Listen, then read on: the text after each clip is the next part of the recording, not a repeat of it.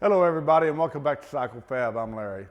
Today I want to be showing you how I build one of these, a seat hoop for a frame. Now this is going on the Street Tracker, the Suzuki GS550. What I found on eBay and Amazon, now I only bought one of these so I can't speak for all of them out there, but these hoops that you buy, all right? This is thin-walled tubing. This is 75,000 thick tubing. Now, that's not very much. It will work. It's safe, okay? But it's not what I would use. This is what I would use, and this is what I'm going to use. This is 11 gauge DOM tubing. It's still 1018. This, I have no idea if it's 1018 or not. I don't know what this is. This is definitely 1018. It's stronger, yeah, because it's thicker, but more important is the rigidity of it. It's more rigid. That's why I like using this. So let's go on over here to the JD Square bender, and I want to bend one of these up for you guys and show you my process of doing this. Now, the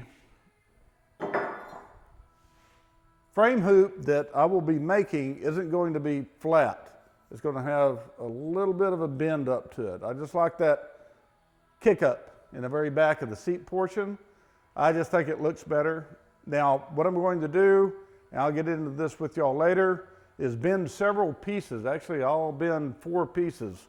One, the hoop, and then 2 pieces for each end to give it a 20-degree kick up. Also, I want to make this a little bit wider because the arch center on my die is a little too small to mate up with this seat. So, but I can fix that. Come on, I'll show you how to do that. I really do love this bender. JD Square probably makes the most affordable bender for the small shop.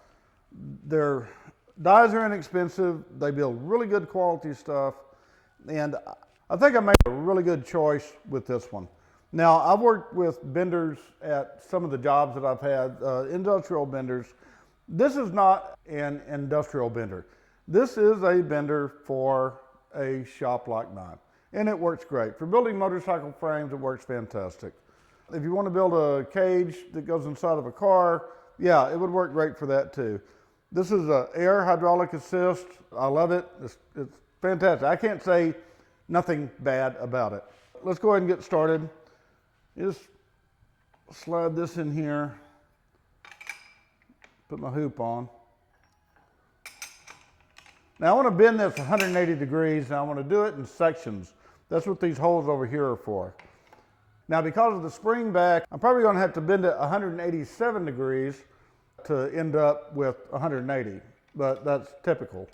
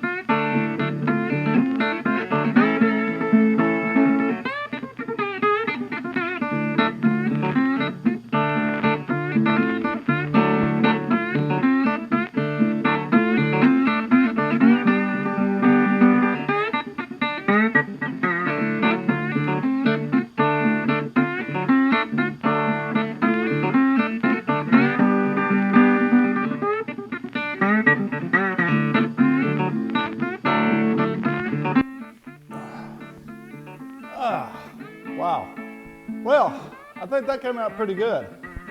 Now, you probably, hopefully remember about me talking about the golden ratio. I took 22 inches, which is the length of the tank here, and multiplied it by 1.618, and then divided that number by 2. And I came out with 17.5 inches roughly. And that's what I was planning on making the length of the seat. Only problem is, that came about right here, okay, where these two pieces of the frame meet. Now, I could have went ahead and done that, but after cutting it to this length and then putting the hoop on it, I like the looks of it. And something kind of unique happened. The end of this came out right in line with top dead center of the tire, so it really lined itself up. Now, the golden ratio number is a number to kind of generally go by. I don't go by it just precisely all the time. Sometimes it works out to be, you know, spot on. But in this case, the tail, the hoop, ended up being 2 1/4 inches longer, which is fine. Actually, it's 2 1/8 inches longer. And I like the looks of it. I hope you guys like the looks of it. Now, one thing that makes all of this work and come together is the fact that I lengthened the swing arm by 1 inch. That had a lot to do with this. One line always affects other lines. So just keep that in mind whenever you're building your own bike. Anyway, I'm calling this one good. If you've watched the whole video to this point and you liked it, well, if I've earned your subscription, then, you know, go ahead and give it to me and give me a like. But other than that, hey, I'll see you guys next week with something else new.